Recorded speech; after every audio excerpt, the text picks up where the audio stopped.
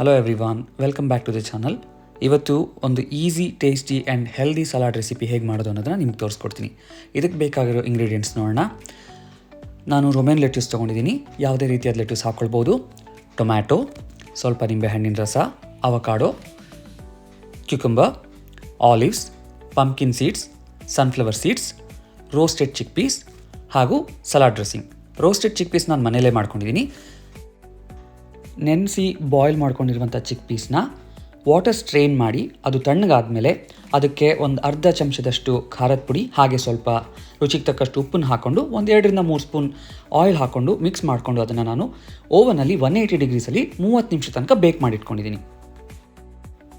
ಇವಾಗ salad dressing ಹೇಗೆ ಮಾಡೋದು ಅಂತ ನೋಡೋಣ. ಇದಕ್ಕೆ ನಾನು ಬಾಯ್ಲ್ ಚಿಕ್ ಪೀಸ್ ತೊಗೊಂಡಿದ್ದೀನಿ, ಸ್ವಲ್ಪ curd, lemon juice, olive oil, ಸ್ವಲ್ಪ ಕೊತ್ತಂಬರಿ ಸೊಪ್ಪು, 1 ಕ್ಲೋವ್ ಗಾರ್ಲಿಕ್, 1 ಚಿಕ್ಕ ಹಸಿಮೆಣಸಿನ್ಕಾಯಿನ ತೊಗೊಂಡಿದ್ದೀನಿ. ಈಗ ಇದೆಲ್ಲದನ್ನು ನಾವು ಮಿಕ್ಸಿ ಜಾರಲ್ಲಿ ಹಾಕ್ಕೊಂಡು ಬ್ಲೆಂಡ್ ಮಾಡ್ಕೊಳ್ಳೋಣ.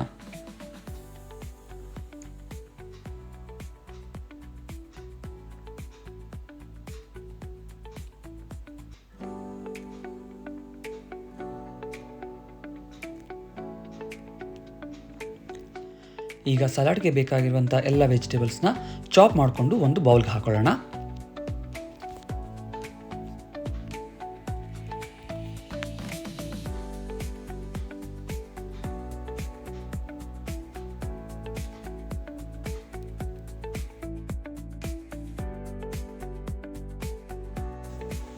ಆಲಿವ್ಸ್ ಹಾಕೋತಾ ಇದ್ದೀನಿ, ರೋಸ್ಟೆಡ್ ಚಿಕ್ ಪೀಸ್ ಹಾಕೊಳ್ತಾ ಇದ್ದೀನಿ, ಪಂಪ್ಕಿನ್ ಸೀಡ್ಸ್ ಹಾಗೆ ಸನ್ಫ್ಲವರ್ ಸೀಡ್ಸ್ ಕೂಡ ಹಾಕೊಂಡಿದ್ದೀನಿ.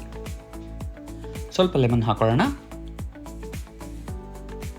ಈಗ ಇದಕ್ಕೆ ಸ್ವಲ್ಪ ಆಲಿವ್ ಆಯಿಲ್ ಆ್ಯಡ್ ಮಾಡ್ತಾ ಇದ್ದೀನಿ. ನಾನು ಒಂದು 2 to 3 ಸ್ಪೂನ್ಸ್ ಹಾಕಿದ್ದೀನಿ, ಬಟ್ ಇದು ಆಪ್ಷನಲ್. ನಿಮಗೆ ಬೇಕಿದ್ರೆ ಹಾಕ್ಕೊಳ್ಬೋದು, ಇಲ್ಲ ಅಂದ್ರೂ ಕೂಡ ಅಷ್ಟೇ ಟೇಸ್ಟಿಯಾಗಿ ಚೆನ್ನಾಗಾಗುತ್ತೆ. ಈಗ ಮನೆಯಲ್ಲೇ ಮಾಡ್ಕೊಂಡಿರೋ ಸಲಾಡ್ ಡ್ರೆಸ್ಸಿಂಗ್ನ ನಾನು ಇದಕ್ಕೆ ಆ್ಯಡ್ ಮಾಡ್ಕೊಳ್ತಾ ಇದ್ದೀನಿ. ನಾನು ಇದರಲ್ಲಿ ಒಂದು 4-5 ಸ್ಪೂನಷ್ಟು ಆ್ಯಡ್ ಮಾಡ್ಕೊಂಡಿದ್ದೀನಿ. ನಿಮ್ಮ ಟೇಸ್ಟಿಗೆ ತಕ್ಕ ಹಾಗೆ ಇನ್ನೂ ಬೇಕಂದರೆ ನೀವು ಎಕ್ಸ್ಟ್ರಾ ಕೂಡ ಆ್ಯಡ್ ಮಾಡ್ಕೊಳ್ಬೋದು. ಇವಾಗ ಇದನ್ನು ಚೆನ್ನಾಗಿ ಬ್ಲೆಂಡ್ ಆಗೋ ಹಾಗೆ ಮಿಕ್ಸ್ ಮಾಡ್ಕೊಳ್ಳೋಣ.